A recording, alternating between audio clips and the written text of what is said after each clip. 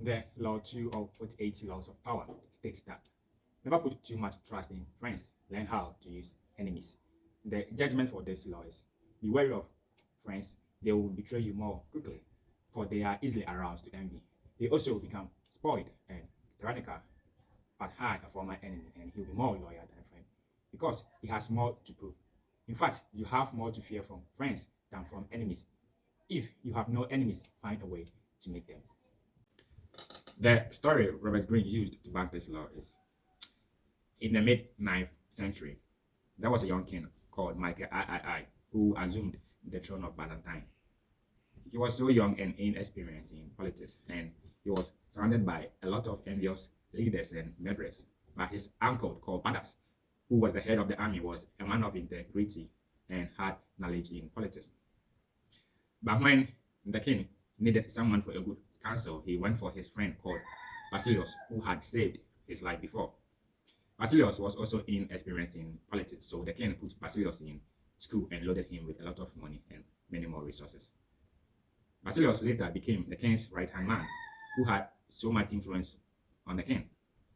Later on, he influenced the king that he should kill his loyal uncle, of which the king did. Then the king made Basilius the head of the army. Basilius became so powerful and had great connection. So later on, the king ran out of resources, so he reached out to Basilius for help. And one fateful morning, the king woke up surrounded by soldiers, of which Basilius watched as the soldiers stabbed the king to death. Basilius cut the king's head and dragged the king's head on the streets of Byzantine and proclaimed himself as the new king. So what can we learn from this? As the law says, never put too much trust in the friend, meaning you can trust your friend but not too much. Be careful of what you say to your friends or the advice you get from your friends. Most of the time, we don't question advice we get from our close friends or loved ones. I was at fault too of not questioning advice from my close friends or loved ones until I learned that you have to question everything before you accept it. Therefore, you must ask yourself these 5 questions before you accept any advice from your friends or loved ones. Anyways, these 5 questions are coming from my upcoming book. Number 1, does it align with my belief system? 2, if I do it, will it bring me positive impact? 3, am I being influenced positively or negatively? 4, is the person talking out of my ass? 5, is the person talking out of unhealed trauma or pain? If all these 5 questions take right, then you take it. Moreover, never expose the main source of the bakery factory to a friend, he or she who betrays you.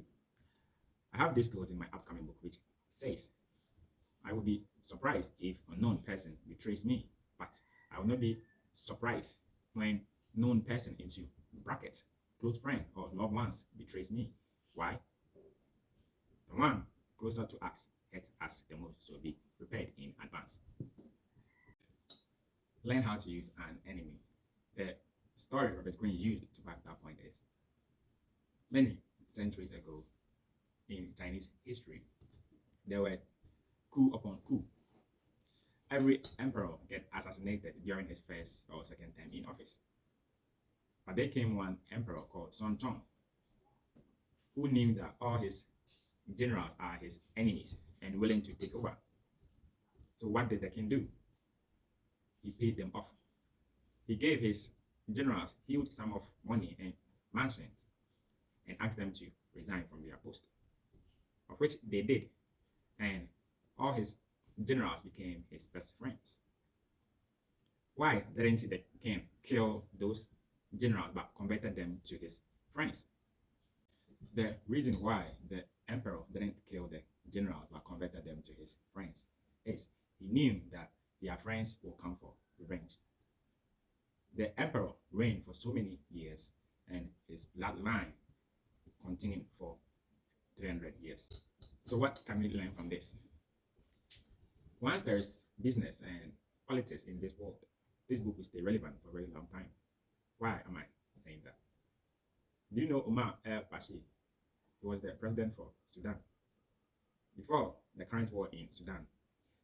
In the late 80s, Omar al-Bashir did a coup d'etat and overthrew their president and became the president. He knew that these two army generals, Hemeti and Abdel Fattah al-Bashir, were also hungry for power. It's just a matter of time they get him assassinated or do coup d'etat. So what did Omar al-Bashir do? He flooded these two generals with a lot of money, resources, and many more. He converted them to his friends. Therefore, he reigned for 30 years plus in office. Until recently, the civilian rebels that the amount of resources is given to these two generals are outrageous. Then these two generals did coup d'etat and overthrown him. Left with these two generals, they wouldn't have bothered overthrowing him. And if Omar al-Bashir didn't convert these two generals to his friends, he wouldn't have lasted for 2 years in office. So they tell us that if you can find a common ground between you and your enemies, just do it for the sake of peace. Again, Robert Greene also advised that sometimes it is better to leave an enemy as an enemy rather than converting them to a friend. Why? Without an enemy, we grow lazy. An enemy makes our brain sharp and get focused on things and more alert. A good competitor makes you work more on your product to become excellent. Example, iPhone and Samsung. Additionally, Robert Greene went further to explain that if you have no enemy, find a way to get an convenience enemy or turn your friend to an enemy. Let me explain. Do you know that most beef between artists is arranged beef? When one artist senses that his name is going down or he's not getting the attention that he needs, he calls one of his friends and asks them that, bro, I want to do a beef with you to get fame again or attention. Are you in? Like how 50 Cent converted his friend Whitney to his enemy for publicity to get his money back. And this is the video for it. I got out my deal with 50. Fifth was like, listen, I'll let you out your deal. Just pay me back in $300,000 worth of mechanicals. Mechanically, you owe me $300,000 for the investment that I put in it. So I had to pay him back mechanically. So from the sales of my product is how he'll get paid back. So he calls me one day and he's like, listen, I got this idea. I'm gonna say, I don't like you. I'm gonna say, I wanna punch you in your nose. I'm gonna tell you, you owe me $300,000. And simultaneously, I'm gonna mention to them that how can you not have money to pay me when your album is #1? Psychology of people is like, what am I missing? Wait, Ro got a #1 album where? What's going on? And that's how it blew. I'm like, yo, this works because he had made awareness to the project. So in making awareness, he's collecting, he's getting his money back faster because it's staying #1 for the next 2 weeks. That was the brilliance of 50 Cent. The reversal law of Law 2. Although it is generally best not to mix work with friendship, there are times when a friend can be used to greater effect than an enemy. A man of power, for example, often has dirty work that has to be done. But for the sake of appearances, it is generally preferable to have other people do it for him. Friends often do this the best, since their affection for him makes them willing to take chances. Also, if your plans go awry for some reason, you can use a friend as a convenience scapegoat. This fall of the favorite often was a trick used by kings and sovereigns. They would let their closest friends at the court take the fall for a mistake, since the public would not believe that they would deliberately sacrifice a friend for such a purpose. Of course, after you play that card, you have lost your friend forever. It is best then to reverse the scapegoat rule for someone who is close to you but not too close. Finally, the problem about working with friends is that it confuses the boundaries and distance that working requires. But if both parties in the arrangement understand the danger involved, a friend often can be used to great effect. You must never let your guard down in such a venture. However, always be on the lookout for any signs of emotional disturbance, such as envy and nothing is stable in the realm of power, and even the closest of friends can be transformed into the worst of enemies. Let me explain.